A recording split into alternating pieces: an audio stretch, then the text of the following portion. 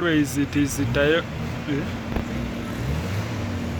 Toyota Spacio distributor timing.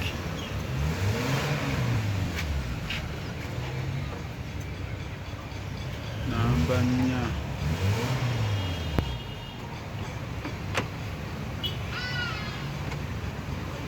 Genda okole ebimotoka byo nawe tetusumbuwa.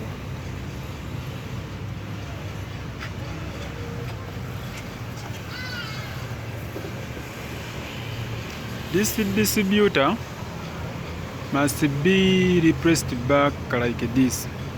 This one is number 4, number 2, number 1, and number 3. Number 1, number 3, number 4, number 2. For Spacio or Spacio, that is the distributor timing or wire order. Sparker wire order. That is the best way how to replace.